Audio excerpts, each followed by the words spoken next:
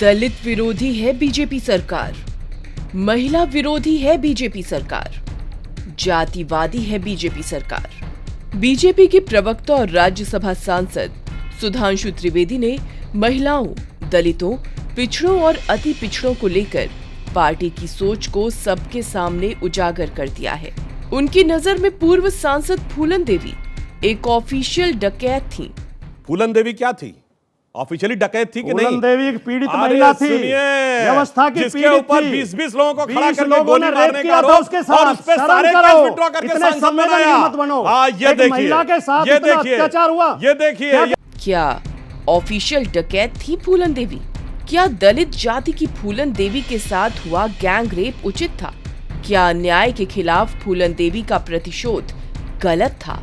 चंबल के बीहड़ों से संसद तक का सफर तय करने वाली दलित जाति की फूलन देवी के दस्यु सुंदरी बनने की कहानी तो सब जानते हैं। कैसे यूपी के बहमई गांव के उच्च जाति के दबंगों ने उनका गैंग रेप किया और इसका प्रतिशोध बहमई हत्याकांड के रूप में सामने आया। हालांकि उनकी इस कहानी ने देश में दलितों, पिछड़ों और वंचितों की सामाजिक स्थिति का नंगा सच पूरे देश के सामने रख दिया था, लेकिन उनके साथ हुई इस अमानवीय घटना का पूरा सच कभी सामने नहीं आया और न ही उनके आरोपियों को कभी उचित सजा ही मिली। पूर्व सांसद फूलन देवी को सियासत में लाने वाले समाजवादी पार्टी के संरक्षक मुलायम सिंह यादव ही थे। फूलन देवी ने 1996 में मिर्जापुर से सपा के टिकट पर ही चुनाव लड़ा था और संसद तक अपनी आवाज पहुंचाई।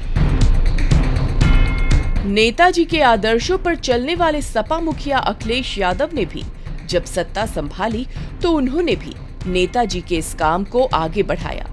सीएम रहते अखिलेश यादव को जब फूलन देवी की मां और बहन की दयनीय स्थिति का पता चला तो वो तुरंत उनके घर गए और उनकी आर्थिक मदद भी की।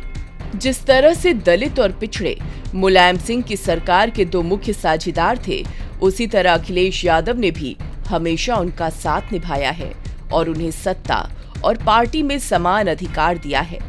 यही कारण है कि फूलन देवी के ना रहने के बाद भी 6 अक्टूबर 2019 को फूलन देवी की बहन रुक्मणी देवी निषाद ने भी सपा का दामन थाम लिया। हाल ही में जब अखिलेश यादव अपनी विकास यात्रा लेकर जालौन पहुंचे तो वहां उन्होंने फूलन देवी की मां का हाथ चूमकर उनसे आशीर्वाद लिया।